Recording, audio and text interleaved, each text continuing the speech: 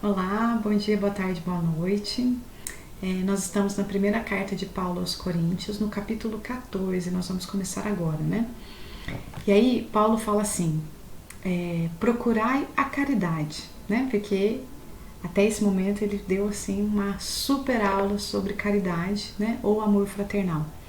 Entretanto, aspirai aos dons do Espírito, principalmente a profecia. Então aqui ele lembra pra gente lá atrás, né, uma coisa que o Espiritismo tem falado bastante, que é a evolução espiritual, ela tem dois aspectos, ou até, né, existe essa metáfora bonita que diz assim, duas asas, como se fosse um avião, né? Um avião não decola com uma asa só. Duas asas. Uma asa é a asa do conhecimento, da sabedoria, da razão.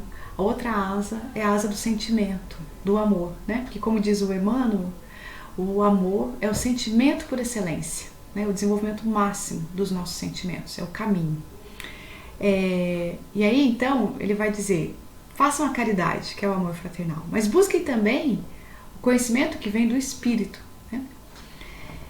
Aqui o Espírito está escrito com letra maiúscula e vem no sentido do Espírito de Deus, mas a gente também pode fazer uma relação com o Espírito no sentido filosófico, que é esse campo da razão, né? Bom, aspirai aos dons do Espírito, né, do Espírito de Deus, principalmente a profecia, que são esses conhecimentos que vêm, né? Esse tom profético é o tom de ver além da realidade. Pois aquele que fala em línguas, aqui ele vai falar dessa questão de falar em línguas, que foi um fenômeno que aconteceu lá, primeiramente em Pentecostes, um fenômeno que a gente do Espiritismo a gente vai ler como um fenômeno mediúnico, porque os espíritos amigos estavam ali tão próximos, as pessoas estavam tão abertas, né, os seguidores de Jesus naquele momento de Pentecostes, que as pessoas começaram a falar, né, línguas que o eu da consciência delas daquela encarnação não conhecia, né? Isso era o falar em línguas. Não fala aos homens, né? Quem fala em língua não está falando para os homens, está falando com Deus. Ninguém o entende, pois ele em espírito enuncia coisas misteriosas. Mas aquele que profetiza fala aos homens, edifica, exorta, consola. Aquele que fala em línguas edifica a si mesmo, né? Tem uma conexão com Deus aqui, né? Nas minhas palavras. E ele diz, ao passo que aquele que profetiza edifica a assembleia, né? Porque ele está falando edificar, exortar e consolar. Ou seja, edificar no sentido de trazer reflexões, ajudar a construir um pensamento, exortar no sentido de, opa, estamos errando aqui, né? Orientar naquilo que pode ser ilusões, que pode ser armadilhas, consolar, né? Trazer informações que mostram que o futuro é diferente do presente, isso traz consolação.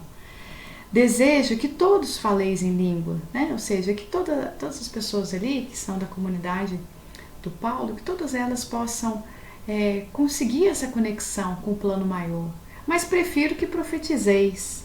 Aquele que profetiza é maior do que aquele que fala em línguas, a menos que este as interprete, para que a assembleia seja edificada. Então, Paulo está aqui falando com sempre muita profundidade de que os rituais, né, ou a forma, não pode ser mais importante do que o conteúdo esclarecedor do Evangelho. O Evangelho está aqui, né, Jesus veio, trouxe o testemunho vivo da nova notícia, né? O Evangelho é a boa nova. E Jesus vivenciou isso intensamente, um novo jeito de viver, né? E aí, para a gente conseguir vivenciar isso e levar o máximo possível de pessoas à compreensão dessas verdades, tem que ser de uma forma acessível, né? Pela linguagem mesmo, pela fala, pelo exemplo, pelo testemunho. Bom, vamos parar por aqui. Semana que vem a gente continua.